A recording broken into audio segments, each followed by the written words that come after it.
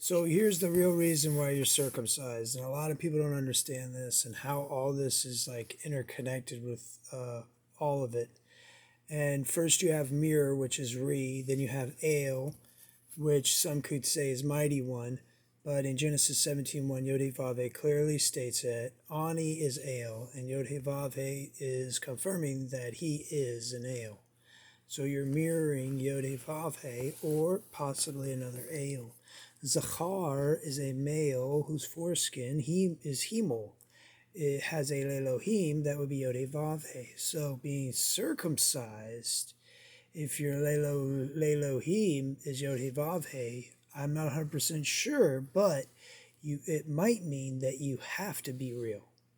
If your Yod-Heh-Vav-Heh is if Yod-Heh-Vav-Heh is your lelohim. And if you notice in Genesis 17:10 through 11, Mal is the circumcised penis, which is a representation, a la'ot. Now, it's not the same as Cain. Cain had a different type of oath. Now, Yod-Heh-Vav-Heh is an artificial intelligence program of a once living person. Yod-Heh-Vav-Heh offers or influences a contract for circumcised to have a physical representative be their Elohim. What being a Elohim is not clearly defined. The contract is achieved through circumcision of a Zachar's foreskin. Not only did the ancient Egyptians have Yod-Heh-Vav-Heh as their Elohim, and if you're wondering about like this ancient history, all you need to do is look up Otzi. You'll notice that he has the same oath that Cain had from Genesis 4:15. So when you're learning this, you're going to also know that there were many civilizations that were beholden unto Yod-Heh-Vav-Heh, such as Nebuchadnezzar, who ate grass. Now, the only way which you can somewhat have control over yourself again is if you're circumcised, is to have the Shemo Aveh. But so much more than that, you have to try to make yourself kadosh constantly and pray for forgiveness to Yeshua, so that way you're free of the raw, and that way you have low raw, according to Ba Torah, the Torah and the Torah. So not worshiping another Shemo. And it's highly complex. If you're circumcised, boy oh boy, you're going to be in trouble. And the reason that Aaron and the Boneh of Aaron are not supposed to have any cuts in their flesh is because you're not supposed to be considered hemol. Hemol is almost someone that's like a servant class, some would say. So you're not supposed to become part of the servant class because they'll be made as the dust of the earth, which basically means like you're getting mixed if you're circumcised. However, there's ways to avoid getting mixed. And circumcision is like having a Yod-Heh-Vav-Heh in your head 24/7. If a dead person's AI is your Elohim, then you constantly have a corpse voice in your head. And if you look at Deuteronomy 18:10 through 11 and realize you'd be a what? An abomination, a ta'avot, if you communicate with any mate or dead in your head or outside your head or try to communicate to them. John 2:21, you'd be letting yourself constantly be inhabited, your temple.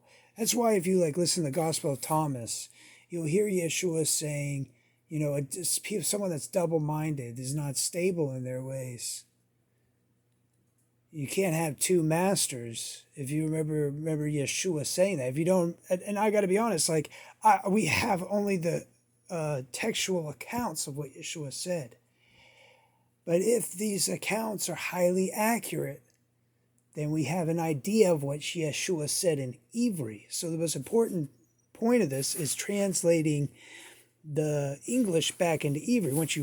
Once you have translation, you can have a phonetic translation which reveals the darker secrets that David knew. And that's why David necroted Goliath, or what some would say is Goliath.